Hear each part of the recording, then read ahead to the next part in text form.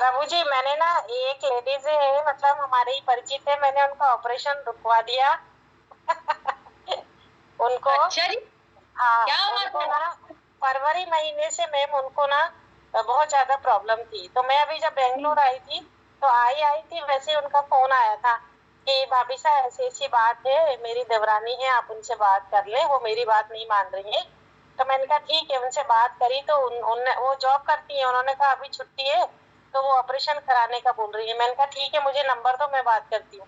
मैंने उनसे बात करी, उन्हें समझाया, पूरी डिटेल अच्छे से समझाई। मैंने कहा आप मेरी बात मान के 1 महीने रुक जाइए आप।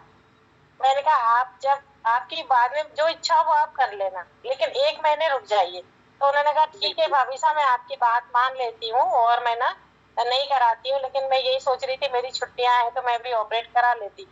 तो मैंने कहा नहीं, आपने सोनोग्राफी कराई? कहती है हाँ मैंने वो कराई है, उनके गठान थी बच्चेदानी में। तो मैंने कहा कितनी बड़ी है? उन्होंने कहा कि 6 mm की है, और मुझे फरवरी से कंटिन्यू मेरा पीरियड आ रहा है, मतलब रुक नहीं रहा है, और मैं दवाइयां पे दवाइयां खा रही हूँ और मुझे कोई भी वो नहीं हो रहा है, मतलब इम्प्रूव नहीं हो रहा है।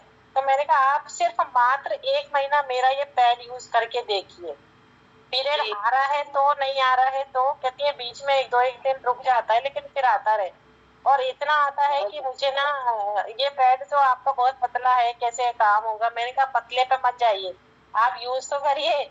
तो उन्होंने ना फिर यूज किया। तो कहती है मुझे 3 दिन में, फिर मैंने उनको फोन लगा के पूछा उनकी जिठानी को, मैंने कहा क्या हुआ बताइए उनका।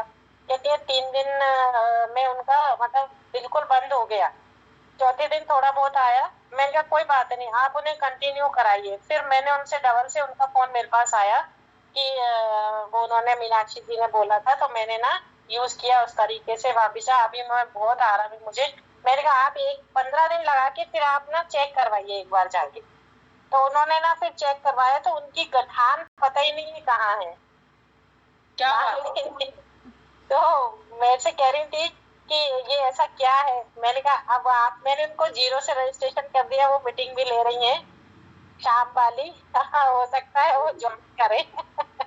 बहुत बढ़िया, क्या बात है। देखो और बाबू, एक महिला का ऑपरेशन होने से बचा, फिर से एक महिला का ऑपरेशन होने से बचाया गया, क्या बात है। और एक फीडबैक बेंगलोर का ही है। यहाँ बेंगलोर में सोसाइटी में एक आंटी है, उनके घुटने बहुत दर्द होते हैं, तो मैंने उनको ना 1 हफ्ता हो गया जेल बना के दिया था।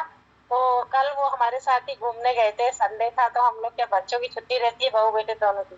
तो कल हम लोग घूमने गए थे तो साथ में ही गए थे वो। तो मैंने उनसे पूछा, मैंने कहा क्या हुआ? कहती है आराम तो बहुत है मुझे।